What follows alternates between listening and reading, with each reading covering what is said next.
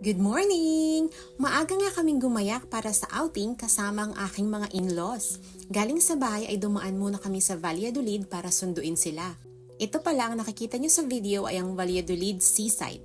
Ayan, nang mailagay na namin ang lahat ng gamit ay bumiyahe na nga kami.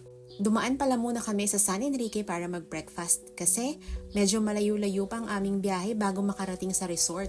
So ayan, post-breakfast picture na lang po. Dahil busog na nga kami, bumiyahe na ulit kami.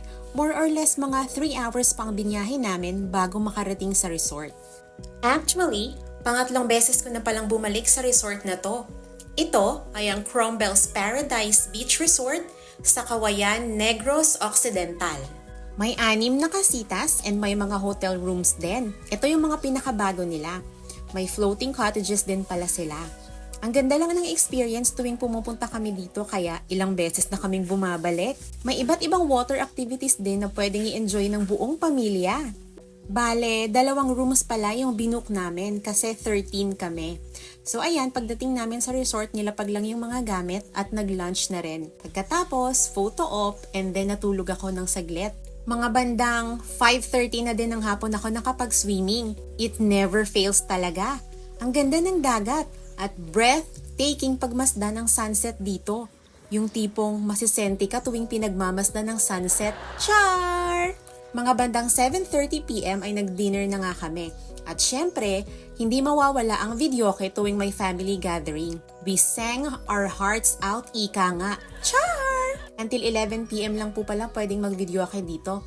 Kaya, pagkatapos naming magligpit ay natulog na din kami. Kinaumagahan, mga 6:30 na umaga na ako nagising. Ang sarap ng tulog ko. At diretso na agad swimming ulit. Kailangan sulitin kasi ilang oras na lang back to reality na naman. Nagkayak din pala kami at yun yung part na na-enjoy ko din. Paikot-ikot lang kami doon pati sa nearby resorts. Nung tinawag na nga kami ng staff, parang ayoko pa ngang bumaba dyan. May iba't ibang water activities din gaya ng kayaking, pedal biking, paddleboarding at banana boat ride. After magkayak ay nag-swimming na ulit kami at maraming kwentuhan. After ilang years kasi ay nakumpleto rin silang magkakapatid. At sabay na nagbakasyon kaya ginrab na namin ang opportunity na makapag-out of town. Pagka-check out ay dumiretso pa kami sa Sipalay City. Around 20 to 30 minutes travel papunta doon.